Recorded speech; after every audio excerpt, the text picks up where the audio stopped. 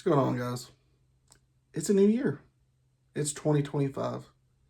And before we get excited for the movies coming out this year, which will be another video, of course, let's look back at 2024 and give props and give praise to the movies that deserve it. So, with that being said, this is my top 10. I'm going to give some honorable mentions. I'm going to go through my top 10. I'm going to talk about the movies I did not get a chance to watch. So, skip through if you'd like. However, I will be making a separate video for my most disappointing and my top 10 worst movies of the year after this. So please be on the lookout for that. And if you've yet to do it, subscribe to the channel, like this video, leave a comment of what you guys liked of this year. Which movie was your favorite? What was your top 10? Again, this is my list. Don't bully me. My list is my list. Your list is your list. I want to hear from everybody. Let's get into it.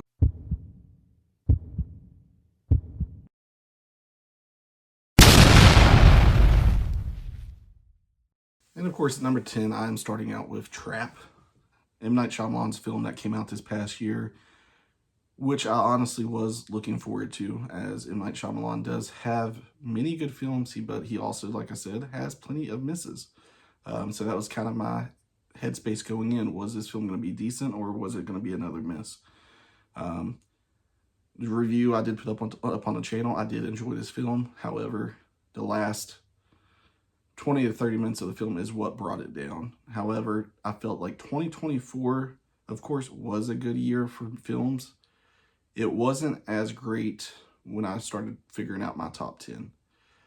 There is a lot of honorable mentions that I will put at the end of this list. And honestly, the bottom 3 to 4 films I have on my list could kind of change just because of how equal and likable a lot of these films I'm discussing came out to be.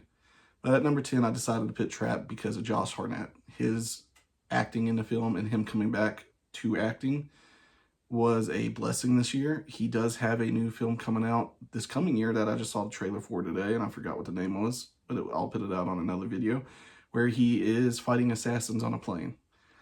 So it looks like he is coming back for good, and that is always exciting. At number 9, might be a shocker because I'm not a huge animated kids film lover as much as I have been in the past. However, now having kids and getting them so much in love with movies as much as me, we make it a hopefully monthly ritual to get them to a movie. And at my number 9 spot was Inside Out 2. Inside Out 1 was very good, and I didn't expect this film to do much better. However, I honestly believe I might enjoy Inside Out 2 more than Inside Out 1. It didn't dip in quality. The story, the message, everything was great. The voice actors in the film were awesome. The only downfall of this film was, was it Bill? I can't remember his last name. There's 2 voice actors that ended up not being able to return for the second film, which was kind of a bummer. However, again, Inside Out 2, I've watched it a lot of times with my kids, and it is one film I do enjoy watching over and over with them. Number 8, Kingdom of the Planet of the Apes. Now, I was a huge fan of the last Planet of the Apes trilogy, directed by Matt Reeves. I don't think all 3 of them were, but the last 2 definitely were. With this new one with Disney getting the rights, I had little expectations for it. However, after seeing it, it was a favorable movie. It is one of my, I believe I'll probably put it right behind War of the Planet of the Apes and Dawn. So it was in the last 4 films, I put it probably around 2 or 3. I'm not 100% sure, but it's up there with those films, and that's why I put it here at number 8. Introducing these new characters, creating a new story to go off of, leading into, I believe, 2 more films in the future. It just had the perfect blend of action, story, and heart that I really enjoyed. Number 7, Twisters. Now, this might be higher up on my list, mainly because I ranked a lot of these films by rewatchability, and I have watched Twisters twice now. I do enjoy films that I can go back and enjoy watching multiple times. That's entertaining, has a decent story, has good acting, good visuals, good directing skills. I kind of put all those in this list. and Twisters came in at number 7. I love Glen Powell. I loved the original Twisters when I was younger. I wasn't expecting the sequel to be as good because normally the original is always better. However, I do believe I liked the sequel more than I loved the original, and that's surprising to me because I loved Twister growing up. At number 6, I picked Gladiator 2, and a lot of you might give me some hate for this. However, the main reason is because of the acting in this film. The story wasn't that bad. The action was really good. I love Ridley Scott.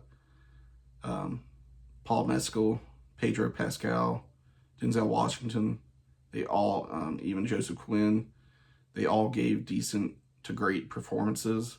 I love Greek and Roman mythology. I love the first Gladiator film. Am I going to pick Gladiator above, the second one above the first one? Probably not. However, with this, this year of films, this was a popcorn film that I loved witnessing in theaters, and I enjoyed it all the way through. And that is why I have it at number 6. Number 5, another film I feel like people hated on for no reason is Alien Romulus. We, for a while, didn't have a great Alien film, and Fede Alvarez brought his magic. Yes, there is some nostalgia-based content in it, but it's not as bad as people are saying. I've watched it 3 times now, with it being, on Hulu. It was very amazing to get back into this franchise, him bringing back the horror aspects of it, the gore that he brings with his directing style, him utilizing the people that originally made the first Aliens creatures and going back to, not just using CGI. Overall, the whole film looked great. It had some new ideas that brought the franchise a step further, and I am looking forward to the sequel that they announced about a month ago. Number 4, which I know is a kid's movie, but it was amazing seeing Shadow brought to live action. And that would be Sonic 3. Shadow is one of my favorite video game characters. My daughters love Sonic, so there's some sentimental value there. Like, we went and watched it on Christmas Day, and it's a film I can't wait to see again. The whole, from start to finish, was action-packed. The downfall is humor a little bit, but overall, these films have gotten better and better. I rank them 3, 2, 1. The third one could have been a little bit better if they would have took a little bit more serious tone at times, but overall, it was just amazing to watch, and I can see myself, like the other 2, watching this on repeat with my kids. And not to mention, you got to pit it up to Jim Carrey playing 2 characters. We don't get Jim Carrey in trilogies, let alone a sequel. So him being in this for a 3rd film, playing 2 characters, he was awesome, and is another reason I put it up there. And honestly, these top 3 films I kind of intertwined, like kept moving around. This honestly was my number 1 for a long time, and it's still hard to push it down to this spot. And that's Abigail. I think a lot of people forgot about this film. It came out, I believe around March or April. It was one of my top surprises of this year, where I didn't expect it to be as good as I thought it was. It was a fun blast. I love horror films. I definitely have to have a couple horror films in my top 10. One of the shout outs is of course going to be Terrifier 3. I love the Terrifier franchise. It just didn't quite hit my top 10 because I don't see myself watching the Terrifier films more than once or twice. And that's mainly because I'm only going to watch them when the new one comes out. And because I do enjoy it, but I don't enjoy gory films. But Abigail was a perfect blend of a great cast, a great story / premise. Radio Silent, who brought us the new Scream movies, was in charge of it. It was just so good. And of course, Melissa Barrera, as a star, the star in the film, done a great job. I could watch this film over and over. I love it. It's, that's the main reason why it's in my top 3. It's just a fun effing film. Number 2, and of course, another film that's getting a lot of hate, is Deadpool and Wolverine. The hype of just getting Hugh Jackman back with Ryan Reynolds in this film, it did live up to expectations. Like, it was a good film. It was hilarious, and it did what I wanted it to do. Is it perfect? No. Is Marvel back? Not really. It's a step in the right direction. every Deadpool film is just great, and they are so rewatchable because even rewatching it, the jokes are still just as funny as watching it the first time. The action in the film was great. The cameos were good. First Marvel film in a long time. I didn't know all of the cameos before going in and seeing it, so I was actually shocked and surprised, especially by Blade. It's just overall, it was a good time, and that's why it's my second top film of the year. It was great watching it in theaters. Great experience. Another popcorn film, and that's usually my top films are these popcorn films that are amazing to witness in theaters that you can rewatch. It has great performances and it has great stories, and that's just my thinking. Again, my list. You guys don't have to agree.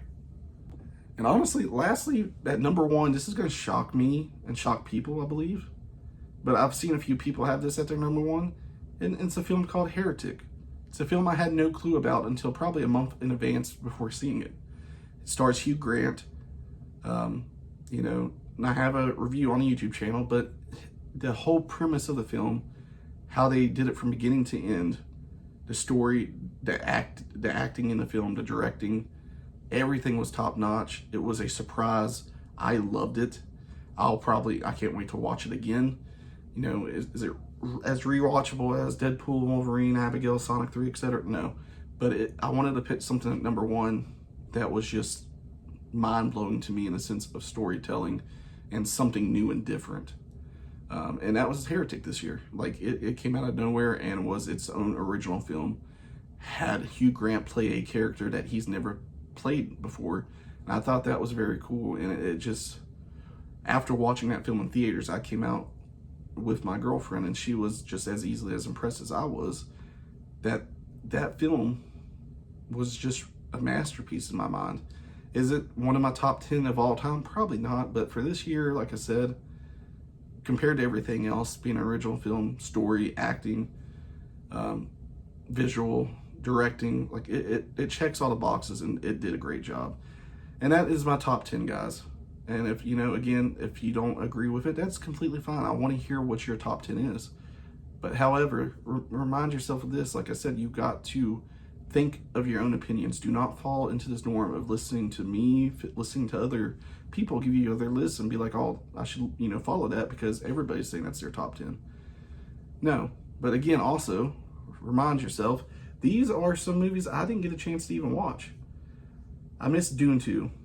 You're going to hate me for this too. I haven't watched the first Dune. I haven't had time. And the time I tried to watch it, I tried to watch it twice. My kids were here and I had to, I'm going to have to watch it when I have free time. But it started off slow and boring.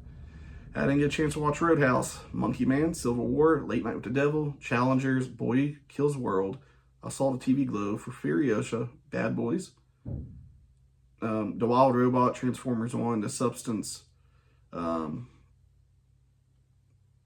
Wicked, just naming off a few. The Crow, there's a few other ones, but that's like the majority of the big ones I saw people ranking. I am really trying to get a chance to finish Transformers 1. I am trying to get a chance to watch The Wild Robot. The Wild Robot I was going to go watch, however, my kid got to go watch it on a field trip, and I just haven't had time. Same thing with everything else. Like I said, life got busy. So remind yourself, I didn't get to see some of these films that people have in the top 10. So when I do watch these, I could see myself liking something like Transformers 1, probably would break my top 10. The Wild Robot, I've heard nothing but great things about, and I can't wait to get a chance to watch. I didn't get a chance to watch Madam Web, so it's off my top 10 worst list, but once I get to watch it, it probably will be. But with that being said, honorable mentions for 2024 that I just want to give some respect to. And that's starting with Tenet, which was a surprisingly decent horror film dealing with tarot card readings and basic Final Destination fashion. These characters started dying. It wasn't a bad film. The Watchers was a film I watched on stream not too long ago. Have a review up. Surprisingly decent story. I liked it just because of the mythology and the creatures that they actually introduced and did something with. The Bike Riders, also, I believe, on my disappointing list, but it's also not a bad film. It just, with the acting they had in the film could have been better. Still was a decent movie. It's worth a watch. Cuckoo, or whatever it's called, Cuckoo, neon film. not too bad of a film. It was a decent horror film, worth a watch. Rebel Ridge, another thing I felt like was a decent film and surprisingly good, and also a little disappointing because I thought it'd be better, but still a good movie on Netflix if you guys haven't checked it out. Blink Twice with Channing Tatum. It was actually a very decent film that I saw in theaters, and the main reason why it was good, I feel like, was because of Channing Tatum's acting in his role that you don't rarely see him take on. Same thing with the next film, Speak No Evil. James McAvoy saves the film, has a great performance, loved it because of him. Terrifier 3, putting on here just because I did enjoy this film. I love where the story's going. Again, not in my top 10 because, like I said, it's just a film. I enjoy what it is for. I love the story of it. I love Art the Clown, but I'm not a huge over-the-top gore fan where I can watch this stuff over and over.